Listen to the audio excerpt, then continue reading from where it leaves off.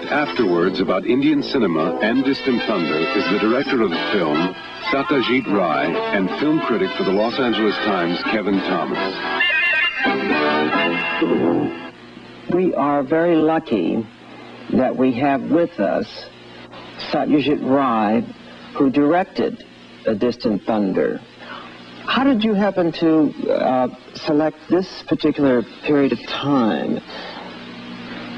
Well, this particular family happened during the war, during the Second World War, when I was an advertising man in Calcutta. I read the story around 1950 or so. It's written by the same author who wrote the two novels on which the trilogy was based, upward trilogy was based. He's a great writer. He's one of my favorite writers, and I had read the book then, and I had memories of this particular famine, although I was living in the city. I was not a village boy. I was Satyajit, who had been Oppo in the third part of the trilogy. Yes, I remember. And I also found a village where the film could be made, and I just made it. It was something which I've been wanting to do for a long time, 20 years, as I've just told you. In the film, the point is that this village is so remote that the villagers really don't quite understand that the war is going on and who are the adversaries. And I know that when I first saw the film and was writing about it, that it was afterwards that I found out to what extent that the famine was man-made. No, that's true. It's known as the man-made famine because there was a good harvest that year, and there was no drought, which the things that normally would cause a famine. It just so happened that the Indian troops were fighting for the British, and the food, the rice, was being diverted to the troops. The actual reason was never found out by these poor, remote villages. You know, they just began to wonder what was happening. And one of the points that the story makes, that the author makes, is that nature remained beautiful and bountiful, whereas all these poor people were dying for lack of food. And this is one of the reasons why I decided to make the film in color, although I have been attacked for prettifying the famine. But I believed that it was important to make this point, which is made in the original novel, that all these, this suffering took place in surroundings of great physical beauty. For me, what sums up the film is that recurring image of the butterflies in the mud. One day when we were not working, the weather had probably turned bad, we just saw, they were right near where we were sitting and sort of waiting for the sun to come out, that this was happening. There's some marvelous dance of butterflies. So we shot it, and I later used it in the film as a kind of a recurring symbol of nature's indifference to human suffering. And they were dancing while the people were dying. I think that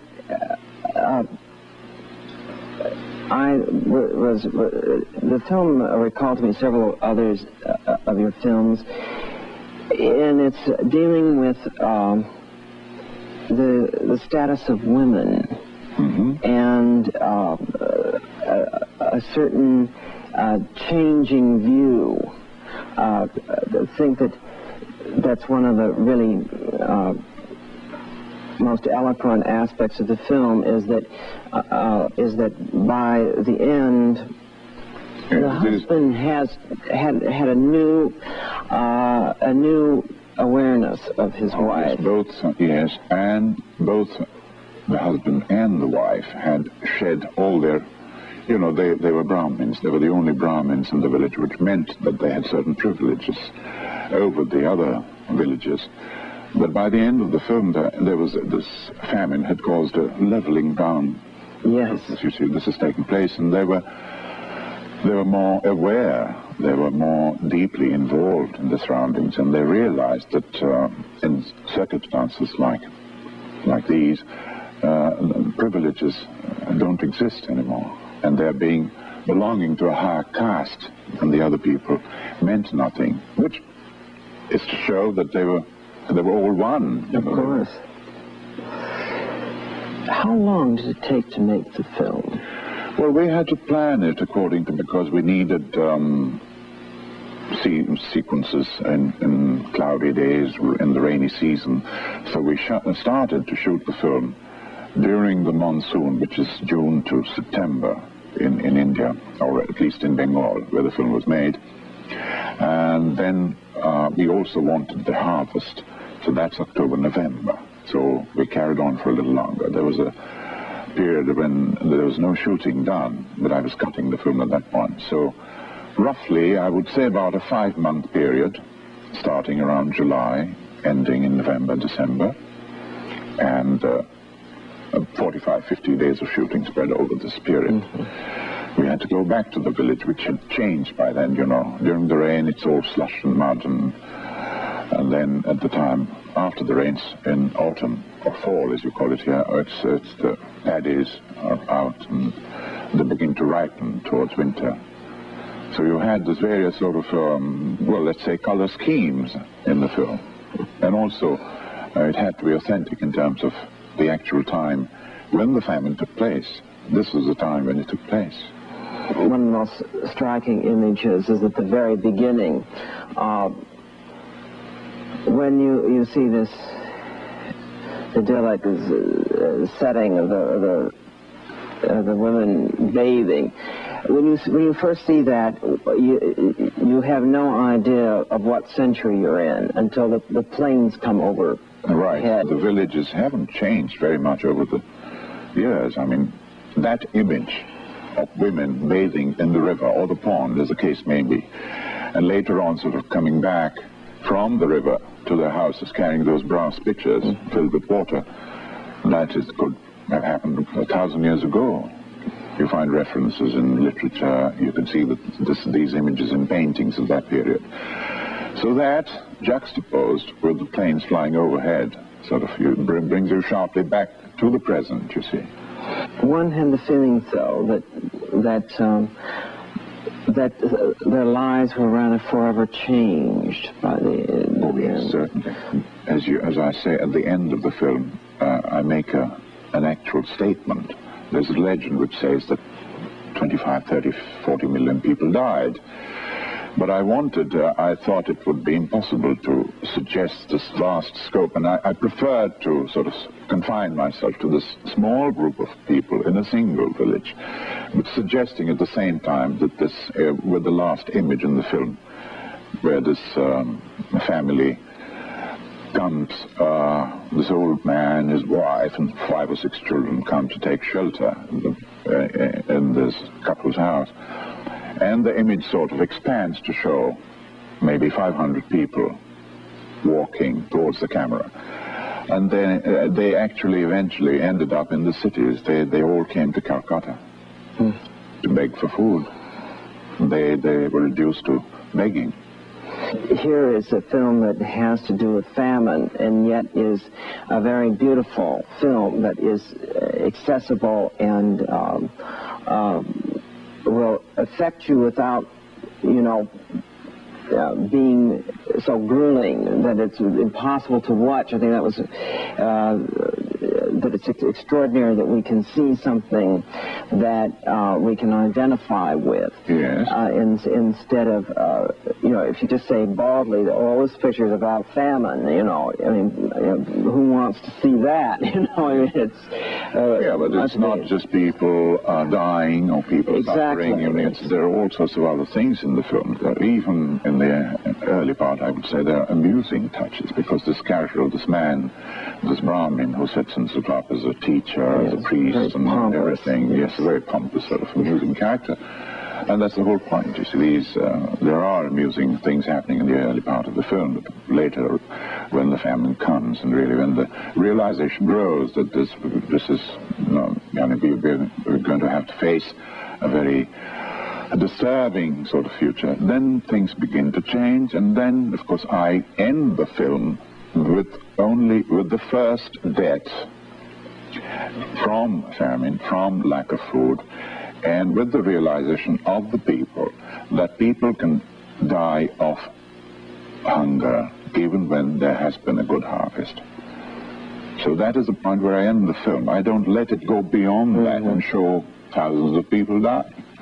Yes. And that was the whole point. I wanted to make the point.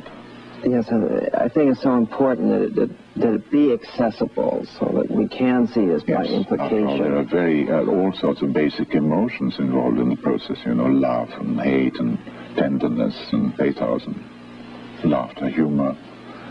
All that is there. Is it really true that this film only cost about $100,000 to make? Yes. I just think that is incredible. Why? Well, others have cost even less. This cost more because we were using color, you know. Do you prefer color? Or do you prefer Well, black there's and white? no question of preference at this point because we cannot use black and white anymore because of very poor quality of stock that we get. An East German stock which is not satisfactory at all. So we now have to think in terms of color, and as long as we can get Eastern color, we can keep on using color. But when we are deprived of that, I don't know what I'm going to do. American audiences know Indian films almost entirely through yours, but actually they're really quite atypical. The typical Indian film goes on for hours and hours and is pure escapist entertainment with bizarre, almost musical interludes interspersed with heavy action sequences. However, there is a new Indian cinema developing, is there not? Yes, there is over the last 4 or 5 years. Young directors, not so much in Bengal where I work. There hasn't been very much happening by way of new work, interesting, promising work. But certainly a great deal is happening in the south of India, which comprises Madras, Kerala, and some of these other states. Young directors are being encouraged by the government with loans and grants to make films, serious low-budget films on offbeat, serious social themes. And so we have 3 or 4 directors emerging in this particular region, and also in Bombay we have 1 or 2 directors who are working, again, not within the commercial setup, but independently, sometimes with government help, sometimes with independent production resources, making very interesting, very promising films on serious themes and serious stories, low-budget films, as against, you know, we make about 600 films a year, feature films a year. It's about the largest industry in the world. I should think it is the largest industry in the world. And out of which, let us say, about 90% are, as you described earlier, they stick to a certain formula of song, dance, action, romance, make-believe situations, etc. But we do have a certain resurgence, which is definitely in evidence at the moment. And it's hard for you independent filmmakers, innovators, to reach large audiences, is it not? Yes, but they keep their budget low. They, you know, they are aware of the fact that there isn't a very large audience for them. I have never been aware of a very large audience in India. So, you know, it's they work in a very sort of disciplined fashion, with not with stars, not with big stars, but young people, possibly coming out of the Film Institute. There we have a government film school near Bombay in Pune. And they work with these young people with small crews, and that's how they do it. And some of them have been successful. Some of them have even been sent to festivals abroad. And I'm sure you here will... Oh, yes, we've received several, like Ankur, The Seedling. Right. Are they shown through film clubs or in commercial theaters? No, we don't have art theaters. They are shown eventually by film clubs, also will show them. But they open commercially, maybe not in the biggest theaters, but in the smaller theaters in the major cities. And there is definitely, it has been proved that there is an audience for them. Oh, that's encouraging. Which encouraged me to make The Chess Players in Hindi, in a language which is not my own. I believe there is an audience for an offbeat Hindi film. You're now completing another of your children's films. Yes, I'm in the middle of shooting a children's film. I do them from time to time. I've done 2 already, and this is the 3rd one that I'm doing. Yeah. Oh, that's wonderful.